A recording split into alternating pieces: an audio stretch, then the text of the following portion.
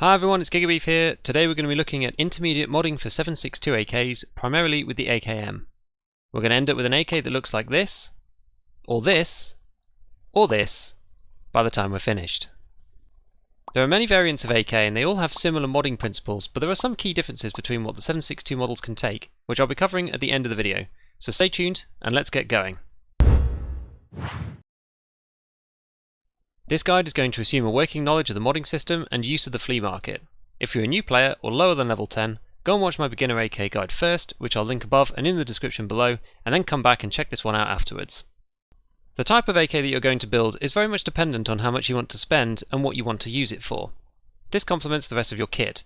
There's no point creating a 200k gun if you're wearing budget armor or running low tier ammo. We also want to think about the various mods in terms of how much benefit they provide for the price so that we can optimize their performance. Let's break it down. This to me is the ultimate budget AKM. This takes a stock AKM from 116 vertical recoil and 42 ergonomics to 89 recoil and 52 ergo for only 22,000 rubles. Given the high starting recoil of the AKM platform, we want to be focusing on recoil wherever possible. Typically good mid-level attachments come with ergonomics bonuses also, but we want to effectively use this gun in full auto, so recoil is the primary driver behind our modding decisions. For the most hardcore value build, everything below also works for the AKMS2, so bear that in mind. Fundamentally, there are 5 core components to modding an AK, in rough order of importance: the stock, the muzzle devices, foregrips, the handguard, and pistol grips. We also have lasers and optics to think about, but these can be separated from the base modding, and we'll touch on those at the end. 5 seconds before we continue, please don't forget to subscribe if you want to see more content like this in the future. It helps to support the channel in a big way. Let's carry on. The choices for stocks on AKs is somewhat limited, which actually makes our life a bit easier. The best stocks in the game only fit onto fixed stock AKs, which is the AKM, the AKMN, and the 545 AK74 and 74N. Now I think this is a game design choice to reduce the recoil of the 7.62 Soviet weapons when fully meted, but the side effect of this means that although you can use adapters to attach M4A1 type stocks and folding stocks from the other AKs, none of them are anywhere near as good as the Soviet fixed stocks, so we could just rule all of those out. The 3 clear remaining choices left are adding a butt pad to the polymer stock, the US AK stock, and the Zhukov stock, the last of which is best in slot. Do not underestimate the value of the butt pad. For our budget build we'll put it on the polymer stock. Note that this has 1% more recoil reduction than the wooden one and costs 2k. The butt pad costs 3.5 grand and reduces recoil by 5%. This is insane and the best attachment in the game in my opinion. We'll only jump up to the other 2 stocks if we're increasing the budget. The UAS stock at 18k from Skier, to be honest, isn't quite worth the price. However, it's typically 12,000 or so on the fleet as it's a quest reward, at which point it's better. At that price point, we're spending an extra 6,000 to gain 3% additional recoil reduction, which is pretty good. Then we have the Zhukov, which is an amazing stock with its 49% reduction, and at $178 from Peacekeeper it makes it approximately 21,000 rubles, so an additional 15k for 6% reduction, which is amazing. If you want to spend a little bit more, feel free to grab the Zhukov even for low level builds as it has good bang for your buck and has the added benefit of using up your dollars. Next up, let's talk muzzle devices. We're going for budget and we're focusing on recoil, so compensators are by far the best for this. If you want to run a suppressor, you can, but this will hit both your potential recoil and ergonomics benefits and also be more expensive. In close-up fights, the value of a suppressor I feel can be a bit overvalued as it doesn't make you silent. We have 3 choices here: the Spike Tactical, which is 3,000 from Mechanic, the Venom Antidote for 11k, and the Lantak Drakon for 13.5k, both from Skier. For my budget builds, I always use the Spike. This thing is so cheap for the value it provides. Remember the stock AKM comp gives 3% reduction, so it's really an improvement of 5% from base. To level up your build, given the price point of the Venom and the Lantak, there's no point using the Venom at all. If you're upgrading from the Spike, for an extra 2,500 you get another 2% reduction from the Lantak, so you may as well just use that. Moving on to foregrips. There are a lot and most of them suck. Limiting our search down to those with 3% or more recoil reduction, I usually pick the RK0. It gives a little extra ergo too and costs 7,000 from Skier. After this, you have to pay roughly 10k for each 1% reduction in recoil, with the RK1 at 17,500 and the RK2 at 25k, both from Skier. The RK2 gives you negative ergo as well, so beware of that one. I don't think it's worth it for either of these unless you're making a real monster gun. As an alternative, the RVG Black is another potential choice from Peacekeeper, which is roughly 10,000 rubles, which gives a touch more ergo than the RK0. The last piece of the recoil puzzle is handguards. The bare minimum for our builds is the ability to attach a foregrip and a laser, which is the AK100 handguard. It doesn't give any recoil reduction, but at the very least the utility is worth getting for any build given that it costs 1.4 thousand rubles. We'll use this for our pure value AK. If we up the build slightly, there's a whole series of handguards that give 2% improved recoil, which is the CAA, the B10M and the tracks. The difference here is firstly small ergonomics changes, and the tracks also needs a key mod guide to install the foregrip. Personally, I'd go with the CAA. After this, you can pay 6k more for 2% recoil reduction with the aggressor, so for -4% overall, which is quite good, and 18k more for 3% more recoil reduction with the CMRD, at -5% overall. Again, reserve the CMRD for monster guns as the additional benefit per ruble is better spent elsewhere. For the last part, pistol grips are an easy one as they add no recoil benefits and only provide ergo.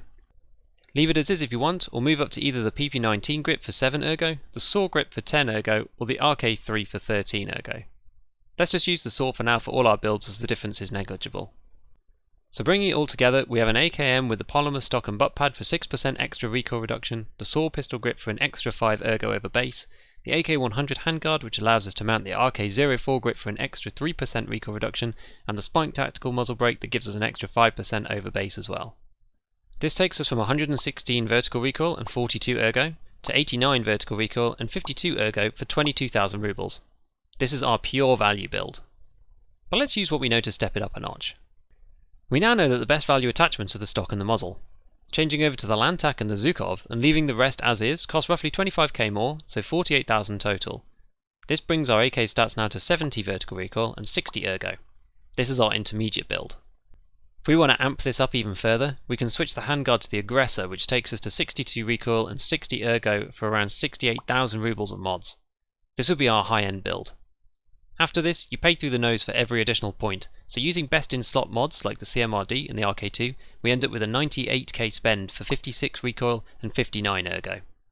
You really don't get a lot for that final 30k of expenditure. Now that we have looked at the base mods, let's remind ourselves that we still actually have to buy the gun. A stock AKM typically costs around 40k on the flea market, and there are a few other varieties that we can choose from at various pricing points. The trader values are generally irrelevant for these weapons as they are found frequently on scavs, which means the market price is almost always below that of the trader prices. I typically choose the AKMS for our pure value build as we only add a butt pad to the stock. The AKMS is cheap because of the inability to add a different stock, but as we don't need to, we can save around 15,000 rubles here using this gun. This will give us a vertical recoil of 94 and an ergo of 49 for 40,000 rubles overall for the mods and the weapon. The intermediate build with the AKM itself comes to 88,000 overall, with 40,000 from the base weapon and 48,000 from the mods. The AK-104 is cheap just because it's a carbine. Shorter barrels in Tarkov have high recoil and the 104 is no exception. The 103 is a normal length AK with decent starting stats, but it can't take the Zhukov and only the folding stocks using the AK lock. This means that you're restricted to the PT1 for -44% and the PT3 for -45%, of which the PT1 is better value. You also can't use the Lantak Drakon either, so you're stuck with the SRVV instead for -9%. For 33,000 rubles you can get it to 77 recoil and 66 ergo, so that's 68k overall taking the gun into account. I also mentioned other attachments such as lasers and sights.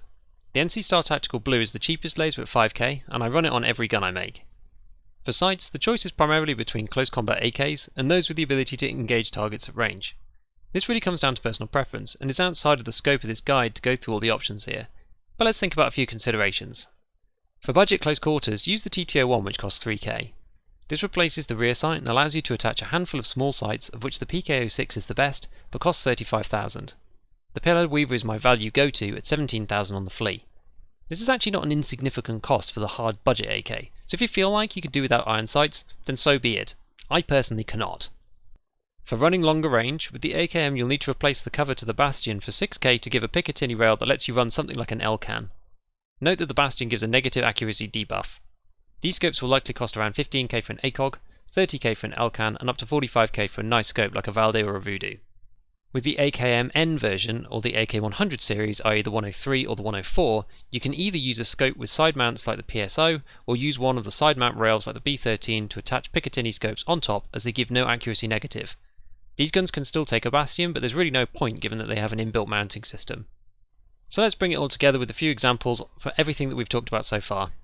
We have an AKMS hard budget with Weaver sight, which comes to a total of 57,000 rubles. we have an AKM Intermediate Build with an Elcan 1x4 for 118,000 rubles, and we have an AKM High-End Build with a Valde for 153,000 rubles. So to summarise, focus on the stock and the muzzle, then foregrips and handguards, and pistol grips last. Pick the base weapon platform that gives you just what you want to mod, but don't overpay for features that you won't use. And finally, remember to keep in mind the rest of your kit when you choose the price point of your weapon, and don't overbuild if you're running light on armour or cheap rounds. So that's all for today. Let me know in the comments if you have any questions or suggestions, and as always, have fun in your raids.